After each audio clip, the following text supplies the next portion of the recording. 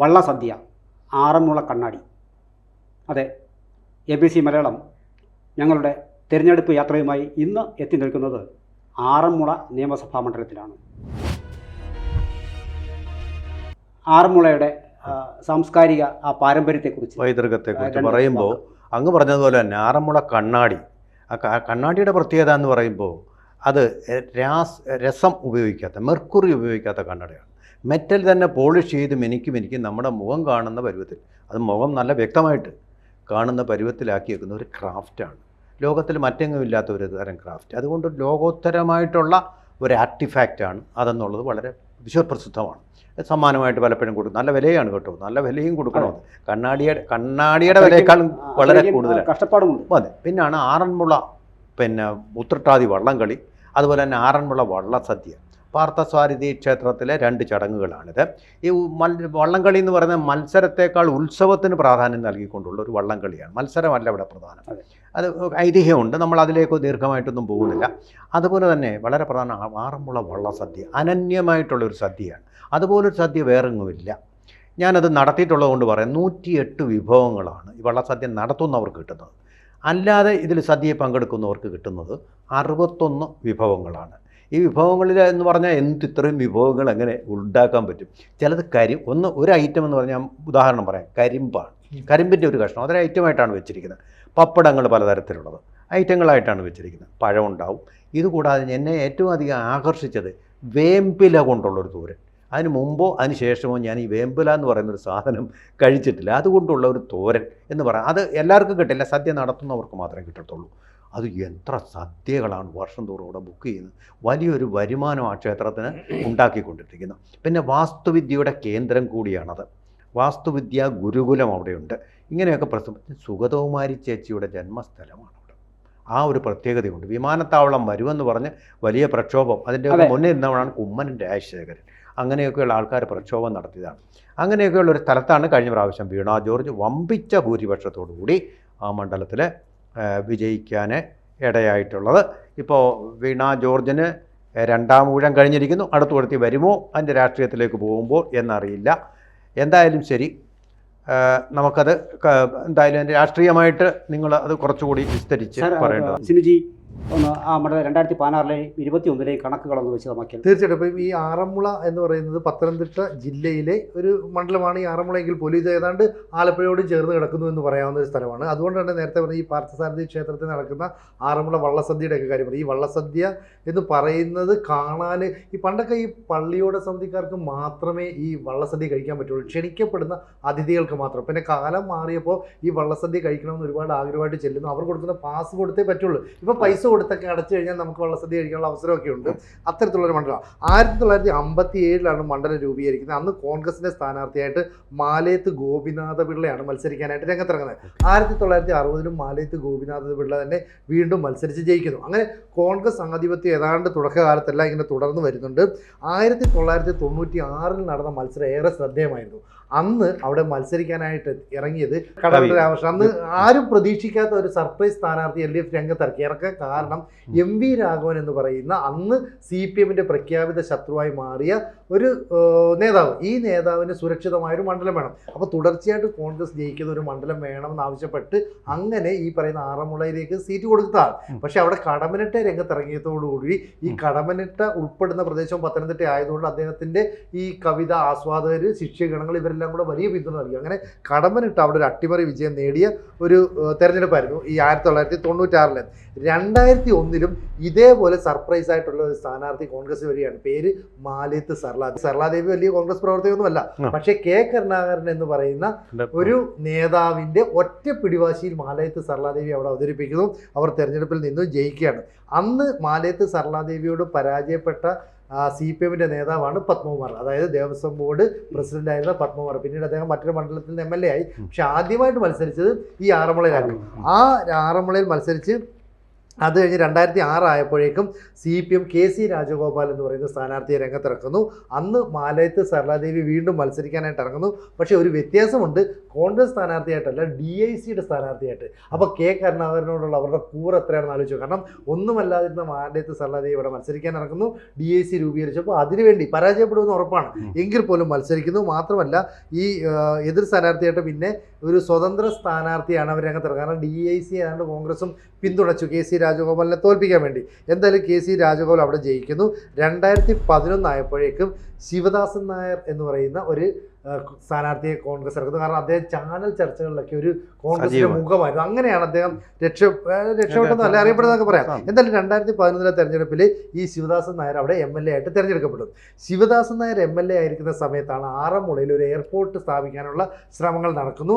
നിലവിൽ അവിടുത്തെ Congress CPM, BJP, മറ്റ് പരിസ്ഥിതി സംഘടനകൾ, P. പ്രസാദ്, സുഗതകുമാരി തുടങ്ങിയവരൊക്കെ തന്നെ ഇതിനെതിരായിട്ട് വലിയ പോരാട്ടം നടത്തുന്നു. അപ്പോഴും ശിവദാസൻ നായർ അനുകൂലമായ നിലപാടെടുക്കുന്നു. അങ്ങനെ നിൽക്കുന്ന ഒരു സമയത്ത് ആറന്മുള വള്ളസദ്യയുടെ ഉദ്ഘാടന ചടങ്ങുണ്ട്.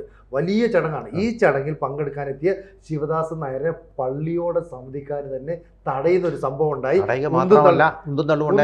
അദ്ദേഹത്തിന്റെ ഉടുമുണ്ട് അണിയുന്ന ഒരു അവസ്ഥയാണ് വലിയ. കാരണം ഞാൻ ആ സമയത്ത് അവിടെ ഉണ്ടായിരുന്നു, ആ റിപ്പോർട്ട് ചെയ്യുന്ന സമയത്ത്. അതുകൊണ്ടാണ്. അപ്പോൾ അങ്ങനെയൊക്കെ ഉണ്ടായിരുന്നു ശിവദാസൻ നായർക്ക്. പക്ഷെ പിന്നീട് ഈ ശിവദാസൻ നായർക്ക് ആ കരിയർ മെച്ചപ്പെടുത്താനായിട്ട് സാധിച്ചില്ല. ഈ ഒരു ഒറ്റ കാര്യത്തിൽ, അതായത് ആറന്മുള എയർപോർട്ടിനെ പിന്തുണയ്ക്കുന്നു എന്നുള്ള ഒറ്റ കാരണം കൊണ്ട് ജനങ്ങൾ അദ്ദേഹത്തെ എതിർക്കുന്നു. അങ്ങനെയാണ് 2016 മാധ്യമപ്രവർത്തകയായിരുന്ന വീണ ജോർജിനെ അവിടേക്ക് LDF സ്ഥാനാർത്ഥിയായിട്ട് കൊണ്ടുവരുന്നു. എതിർ സ്ഥാനാർത്ഥിയായിട്ട് ശിവദാസൻ നായരാ വരുന്നത്. അപ്പോൾ സ്വാഭാവികമായിട്ടും കോൺഗ്രസ് ജയിക്കുമെന്ന് കരുതി. പക്ഷേ വീണ ജോർജിനാണ് വിജയമുണ്ടായത്. അന്ന് വീണ ജോർജ് ഏതാണ്ട് 7646 വോട്ടാണ് ജയിച്ചത്. വീണ്ടും അടുത്ത തെരഞ്ഞെടുപ്പ്, അതായത് 2021 തെരഞ്ഞെടുപ്പിലും വീണ ജോർജിന് തന്നെ സീറ്റ് കൊടുക്കും. അതിന് കാരണമുണ്ട്, വീണ ജോർജിന്റെ ഭർത്താവ് അവിടുത്തെ ഒരു സഭയുടെ സെക്രട്ടറിയായിട്ടൊക്കെ പ്രവർത്തിക്കുന്നു. അതുകൊണ്ട് ക്രൈസ്തവ വോട്ടുകൾ വലിയ തോതിൽ സമാഹരിക്കാം. ഒപ്പം ശിവദാസൻ നായരോടുള്ള എതിർപ്പ്, നായർ വിഭാഗത്തിന്റെ എതിർപ്പുണ്ടായിരുന്നു. അതെല്ലാം തന്നെ വീണ ജോർജിന് അനുകൂലമായിട്ട് മാറി. അങ്ങനെ 2021 ഏതാണ്ട് 19,003 വോട്ടുകളുടെ വലിയ ഭൂരിപക്ഷത്തോടു കൂടി ഇതേ ശിവദാസൻ നായരെ വീണ ജോർജ് പരാജയപ്പെടുത്തി. അങ്ങനെയായിരുന്നപ്പോഴാണ് ഈ പിണറായി വിജയൻ പറഞ്ഞത് രണ്ടാമത്തെ തൻ്റെ മന്ത്രിസഭയിൽ കഴിഞ്ഞ തവണ മന്ത്രിയായവരെയൊക്കെ ഒഴിവാക്കുന്നു എന്ന് പറഞ്ഞു. അങ്ങനെ ഒരു വനിതാ മന്ത്രിയെ വേണം. വീണ ജോർജിനാണ് നറുക്ക് വീണത്. ഇന്നും ആരോഗ്യമന്ത്രിയായിട്ട് തുടരുന്നത്. ഇതാണ് ആറന്മുളയുടെ ഏതാണ്ടൊരു സമഗ്ര ചിത്രം എന്ന് പറയുന്നത്. നമ്മൾ കുറച്ചുകൂടി ഒരു കാര്യം പറഞ്ഞാൽ, ഇടപെട്ട് പറഞ്ഞാൽ, ഏറ്റവും കൂടിയ ഭൂരിപക്ഷം നേടിയത് കഴിഞ്ഞ പ്രാവശ്യം വീണ ജോർജ്. ആ മണ്ഡലത്തിൽ ഏറ്റവും കൂടിയ ഭൂരിപക്ഷം ആ റെക്കോർഡ് വീണ ജോർജ്. കുറച്ചുകൂടി വ്യക്തമാക്കിയാൽ നമുക്ക് അന്നത്തെ വീണ ജോർജ് ആണ് 16ലും 21ലും വിജയിച്ച് കയറുന്നത്. അപ്പോൾ അതിനകത്ത് 70% വോട്ടാണ് 2016 പോൾ ചെയ്യപ്പെട്ടത്. 70.8 നേരെ തിരിച്ചത് 21ലേക്ക് വരുമ്പോൾ 68% പോളിംഗ് പെർസെൻറ്റേജ്. അന്നും വീണ ജോർജ് തന്നെയായിരുന്നു. പക്ഷേ ഭൂരിപക്ഷത്തിൽ വിക്ടറി മാർജിൻ ആദ്യം 7643 എന്നുള്ളത് വീണ്ടും വർദ്ധിച്ചിട്ടുണ്ട്. സാറ് പറഞ്ഞതുപോലെ 19,000-ലധികം വന്നിട്ടുണ്ട്. പക്ഷേ ഇവിടെ നിന്ന് നമ്മൾ തേർഡ് പ്ലേസ് വന്ന അത് MT രമേശായിരുന്നു. രമേശ് 2 തവണ മത്സരിച്ചു. 2 തവണയും 3-ാം സ്ഥാനത്ത്. കാരണം BJPക്ക് ഏതാണ്ട് വേരോട്ടൊക്കെ ഉള്ളൊരു മേഖലയാണ്. അതാണ് ഞാൻ പറഞ്ഞത്. അപ്പോൾ ഇതിനകത്ത് ശിവദാസൻ നായർ 2ാം തവണയും തോൽക്കുന്നു. പക്ഷേ BJP ആയിരുന്ന വോട്ട് ബേസ് വർദ്ധിപ്പിച്ചുകൊണ്ടിരുന്നു. MT രമേശിന് 37,000-ലധികം വോട്ടുകളാണ് ലഭിച്ചത്. പക്ഷേ തിരിച്ച് നമ്മൾ 21ലേക്ക് വരുമ്പോൾ ഒരു ബിജു മാത്യു ആണ് മത്സരിച്ചത്. പക്ഷേ അവിടെ അത് BJPയുടെ വോട്ട് കുറയുകയും ചെയ്തു. പക്ഷേ ഇപ്പോഴും BJP അത്യുത്സാഹത്തോടെ പ്രവർത്തിക്കുന്ന ഒരു മണ്ഡലമാണ് ആറന്മുള മണ്ഡലം. അവർക്ക് കുറച്ചുകൂടിയൊക്കെ വോട്ട് ഉയർത്താൻ കഴിയുമെന്ന് അവർ വിശ്വസിക്കുന്ന ഒരു മണ്ഡലവും കൂടിയാണ്. ഇനി ആറന്മുള എന്ന് പറയുന്നത് പത്തനംതിട്ട ലോക്സഭാ മണ്ഡലത്തിൻ്റെ കീഴിൽ വരുന്ന ഒരു നിയമസഭാ മണ്ഡലമാണ്. അപ്പോൾ അങ്ങനെയാകുമ്പോൾ 2019 UDFന് ആറന്മുളയിൽ, പത്തനംതിട്ട ലോക്സഭാ തിരഞ്ഞെടുപ്പുമായി ബന്ധപ്പെട്ട് ആറന്മുളയിൽ ലഭിച്ച വോട്ട് വിഹിതം എന്ന് പറയുന്നത് UDFന് 36.1 ആയിരുന്നു ലഭിച്ചിരുന്നത്. 59,277 വോട്ടുകളും ലഭിച്ചു. LDFന് 32.1, 52,684. NDAക്ക് ശ്രദ്ധിക്കുന്നത് 30.8 കിട്ടിയെന്നുള്ളതാണ്. 50,497 വോട്ടുകൾ ലഭിച്ചു. ഇത് 24ലേക്ക് വരുമ്പോൾ, കാരണം ഈ വർധനവാണ് ഞാനത് ചൂണ്ടിക്കാണിച്ചത്. അത് നമ്മുടെ NP കമ്മീഷന് കിട്ടിയ ഒരു വർധനവ്. പിന്നെ അത് ലോക്സഭാ മണ്ഡലത്തിലേക്കും അങ്ങനെ വരുന്നത്. 24ലേക്ക് വരുമ്പോൾ 19 UDFിനുണ്ടായിരുന്ന 36-ൽ നിന്നും അത് 41.1 വർദ്ധിച്ചു. വോട്ട് 59,626. LDFന് 32 ആയിരുന്നത് ഒന്ന് കുറഞ്ഞു. 24 എത്തിയപ്പോൾ 31 അത് കുറഞ്ഞു. 44,939. NDAക്ക് 19-ലുണ്ടായിരുന്ന 30.8 നിന്നും 26.6 24 കുറയുകയാണ് ചെയ്യുന്നത്. ഇതാണ് ആ വ്യത്യാസം. ഇനി തദ്ദേശ സ്വയംഭരണ സ്ഥാപനങ്ങളിലേക്കുള്ള തിരഞ്ഞെടുപ്പ് നോക്കുമ്പോൾ ആറന്മുളയിൽ 65,293 വോട്ടുകളാണ് UDFന് ലഭിച്ചിരുന്നത്. 51,721 വോട്ടുകൾ LDF തൊട്ടുതാഴെ. 32,393 വോട്ടുകൾ BJPക്കും NDAക്കും നേടാൻ സാധിച്ചിട്ടുണ്ട്. അപ്പോൾ അതായത് NDA വീണ്ടും ഒരിക്കൽ കൂടി ലോക്സഭ അപ്പോൾ ഈ ലോക്കൽ ബോഡി ഇലക്ഷൻസിൽ കുറച്ചുകൂടി ആ വോട്ട് വിഹിതം അവർ വർദ്ധിപ്പിച്ചിട്ടുണ്ട് എന്ന് കാണാം. അതാണ് നേരത്തെ പറഞ്ഞത്, കുറച്ചുകൂടി അവർക്ക് ശക്തി ആർജിച്ച് മുന്നേറുന്ന ഒരു അവരുടെ മണ്ഡലങ്ങളിലൊന്നാണ് ആറന്മുള. ഇനി സാർ വിശേഷിച്ച് എന്തെങ്കിലും ഇവിടെ പറയാനുള്ളതെന്ന് പറഞ്ഞാൽ പിന്നെ ഹിന്ദുക്കൾ, നായർ കമ്മ്യൂണിറ്റി പെട്ടവർ ധാരാളമുള്ള മണ്ഡലമാണ്. അവിടെ തന്നെ ഈ ഓർത്തഡോക്സ് സഭയ്ക്കും വലിയ ബലമുണ്ട് പത്തനംതിട്ടയിൽ പൊതുവെ. അപ്പോൾ അതിൻ്റെ ഒരു പിൻബലം കൂടി തീർച്ചയായിട്ടും നമ്മുടെ വീണ ജോർജിന് കിട്ടിയിട്ടുണ്ട് എന്നുള്ളത് വളരെ തീർച്ചയാണ്. അപ്പോൾ എനിക്ക് തോന്നുന്നത് മിക്കവാറും ഇപ്പോൾ 3 ഊഴം ആയിട്ടില്ല, 3ാമത്തെ ഊഴവും വീണ ജോർജിന് തന്നെ അവിടെ കിട്ടാനുള്ളൊരു സാധ്യതയിലേക്കാണ് നമ്മൾ പോകുന്നത്. ഇനി എടുത്തു പറയേണ്ട ഒരു കാര്യമെന്നാൽ കടമ്മനിട്ട രാമകൃഷ്ണൻ എന്ന് പറയുന്ന സാഹിത്യകാരനെ, എഴുത്തുകാരനെ സ്ഥാനാർത്ഥിയാക്കാൻ CPM തയ്യാറായി എന്നുള്ള ഒരു നല്ല കാര്യം തന്നെയാണ്. MK സാനു മാഷിനെ അതുപോലെ സ്ഥാനാർത്ഥിയാക്കാൻ CPM ചില ഇടവേളകളിലെങ്കിലും അവർ തയ്യാറായിട്ടുണ്ട്. ഈ കടമ്മനിട്ട രാമകൃഷ്ണൻ CPMകാരനാണെന്ന് ഞാൻ അറിയുന്നത് അദ്ദേഹം അവിടെ ആറന്മുളയിൽ CPMൻ്റെ പേരിൽ ചിഹ്നം ഉപയോഗിച്ചുള്ള LDF സ്വതന്ത്രനായിട്ടാണ് സ്ഥാനാർത്ഥിയായപ്പോഴാണ്. അദ്ദേഹത്തിന് ഇങ്ങനെ ജയിക്കാൻ കഴിയുമെന്ന് അറിയുന്നതും അപ്പോൾ തന്നെയാണ്. അദ്ദേഹത്തിൻ്റെ കവിതകളുടെ ഒരു ആരാധകനായിരുന്നു ഞാൻ. അവിടെയൊക്കെ വളരെ പേരുകെട്ട ഈ കുറത്തി എന്നുള്ള പാട്ടൊക്കെ വളരെ പോപ്പുലറായിട്ടുള്ളൊരു കാലം കഴിഞ്ഞു വന്ന സമയത്താണ് അദ്ദേഹം മത്സരിച്ചത്. അദ്ദേഹം വളരെ അതുപോലെ തന്നെ നമ്മൾ അറിയേണ്ട ഒരു കാര്യം, അദ്ദേഹം ഇതിൽ മാത്രമല്ല നാടൻ പാട്ടുകളുടെ കാര്യത്തിലും നാടൻ പാട്ടുകളുടെ കാര്യത്തിലും നന്നായിട്ട് അത് പാടുകയും അത് അഭ്യസിക്കുകയും ചെയ്യുന്ന ഒരാളും കൂടിയാണ്. അദ്ദേഹത്തിൻ്റെ സഹോദരൻ കടമ്മനിട്ട വാസുദേവൻ പിള്ളയും അതിൻ്റെ ആ തപ്പുവാദ്യം നന്നായിട്ട് ചെയ്യുന്ന ഒരാൾ. പടയണി പാട്ടുകളാണ് ഇവർ ചൊല്ലിക്കൊണ്ടിരുന്നത്. ഇവർ രണ്ടിലും ആ പടയണിയെ വളരെയധികം പോപ്പുലർ ആക്കുന്നതിൽ പ്രധാന പങ്ക് വഹിച്ച ഒരു കവി കൂടിയാണ്. ഒരു എക്സ്റ്റൻഷനായിട്ട് ഒരു കാര്യം കൂടെ പറഞ്ഞോട്ടെ. അതിനകത്ത് സംഭവിച്ചത് താങ്കൾ പറഞ്ഞത് ശരിയാണ്. കടമ്മനിട്ട രാമകൃഷ്ണൻ അവിടെ എത്തുന്നു. എനിക്ക് ആ സാഹചര്യം ഭംഗിയായിട്ട് എനിക്ക് ഓർമ്മയുണ്ട്.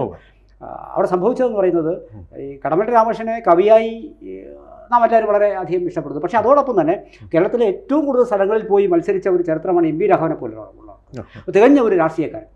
ആ മനുഷ്യനെ അന്ന് പരാജയപ്പെടുത്തുക, അദ്ദേഹത്തെ നിയമസഭ കാണിക്കാതിരിക്കാനുള്ള ഒരു കടുംപെട്ടാണ് വാസ്തവത്തിൽ കടമ്മനിട്ടയെ കൊണ്ടിറങ്ങുന്നത്. കടമ്മനിട്ടയുടെ ഈ കവിത ചെറുപ്പക്കാരെല്ലാം ഇങ്ങനെ ചൊല്ലി നടക്കുന്ന കാലത്ത് അത് വളരെ തന്ത്രപരമായിട്ടാണ് കടമ്മനിട്ടയെ നിർത്തിയിട്ട് ഒരു വളരെ മിടുക്കനായ ഒരു രാഷ്ട്രീയക്കാരനെ വെട്ടിക്കളഞ്ഞു. ചൊൽക്കാഴ്ച എന്നൊരു പേര് തന്നെ കോളേജുകളിൽ തന്നെ പോപ്പുലറായി. അക്കാലത്തിൽ അത് ചൊൽ കവിതകൾ ആദ്യകാലങ്ങളിൽ ഇപ്പോൾ ഞാൻ പിന്നെടുത്ത് പറയുന്നില്ല. ഇത് വളരെ പ്രസിദ്ധമായ മുൻനിര കവികളിൽ പലരും ഞാൻ കണ്ടിട്ടുണ്ട്. ആ നോട്ടീസ് അന്ന് നമ്മൾക്ക് ഈ പ്രോഗ്രാമൊക്കെ അമ്പലങ്ങളൊക്കെ അവതരിപ്പിക്കുമ്പോൾ മിമിക്രി എന്നൊക്കെ പറഞ്ഞ പോലെ ചൊൽ കവിതകൾ എന്നാണ് പറഞ്ഞത്. ചൊൽ കവിതയോ ചൊൽക്കാഴ്ചയോ കവിത ചൊല്ലുക എന്ന് പറയുന്നത് ഞാൻ നോട്ടീസ് പോലും കണ്ടിട്ടുണ്ട്. പിന്നെ ചൊൽക്കാഴ്ച ഇല്ലെന്നല്ല ഞാൻ പറയുന്നത്. പക്ഷെ കവിത ചൊല്ലാനായിട്ട് അവർക്ക് ഒരു അവസരം കൊടുക്കുമായിരുന്നു. പക്ഷെ ചൊല്ലി അവർ ജനങ്ങളുടെ ഹൃദയത്തിലേക്ക്. കടമ്മനിട്ട അങ്ങനെയല്ല, കടമ്മനിട്ട കവിതകളുടെ ഒരു ഊർജ്ജം അറിയാലോ. പക്ഷെ ആ ഊർജ്ജമൊക്കെ CPM അന്ന് MV രാഘവനെ നിയമസഭ കാണാതിരിക്കാൻ വേണ്ടി പറഞ്ഞു എന്ന് മാത്രമേ ഉള്ളൂ. ശരിക്കും ഈ ആറന്മുള മണ്ഡലത്തോട് ചേർന്ന ഇപ്പൊ ഈ കടമ്മനിട്ടയുടെ കാര്യം പറയണ്ട, കടമ്മനിട്ട പടയണി വളരെ പ്രശസ്തമായ കടമ്മനിട്ട പടയണിക്ക് ഇത്രയും വലിയൊരു പ്രശസ്തി നേടിക്കൊടുത്തതിൽ ഈ കടമ്മനിട്ട രാമകൃഷ്ണൻ വലിയൊരു പങ്കുണ്ട്.